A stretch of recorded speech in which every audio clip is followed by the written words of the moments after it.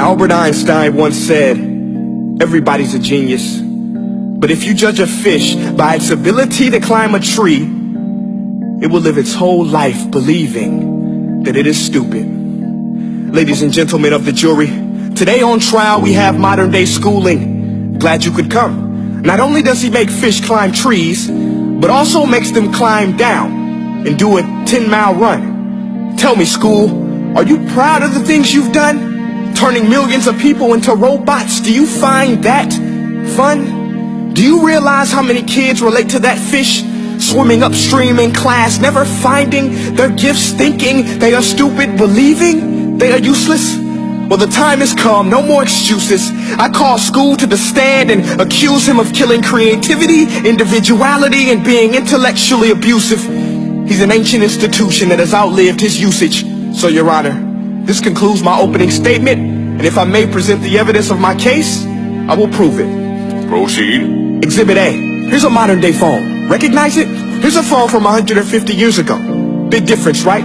Stay with me. Here's a car from today, and here's a car from 150 years ago.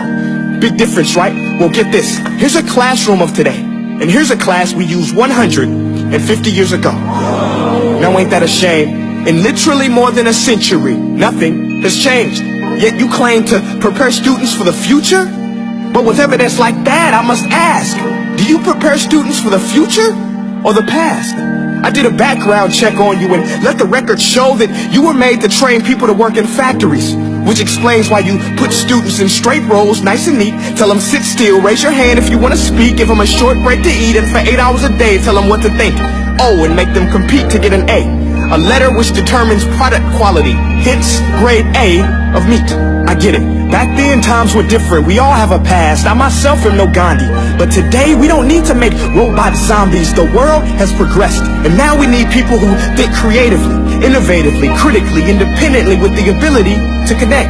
See, every scientist will tell you that no two brains are the same. And every parent with 2 or more children will confirm that claim.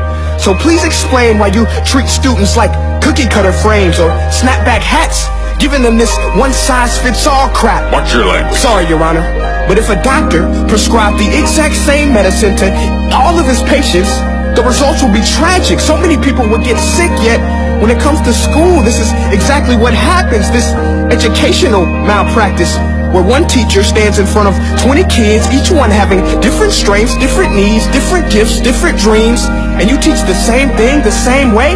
That's horrific. Ladies and gentlemen, the defendant should not be acquitted. This may be one of the worst criminal offenses ever to be committed. And let's mention the way you treat your employees. Objection. Overruled. I want to hear this. It's a shame.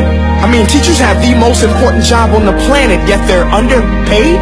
No wonder so many students are short-changed. Let's be honest. Teachers should earn just as much as doctors, because a doctor can do heart surgery and save the life of a kid. But a great teacher can reach the heart of that kid and allow him to truly live. See, teachers are heroes that often get blamed, but they're not the problem.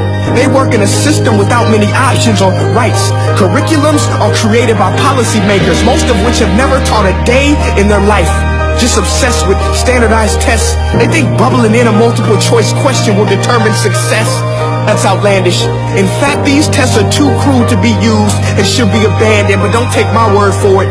Take Frederick J. Kelly, the man who invented standardized testing, who said, and I quote, "These tests are too crude to be used and should be abandoned." Ladies and gentlemen of the jury, if we continue down this road, the results will be lethal.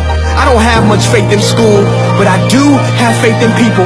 And if we can customize healthcare, cars, and Facebook pages, then it is our duty to do the same for education, to upgrade it, change it, do away with school spirit, because that's useless.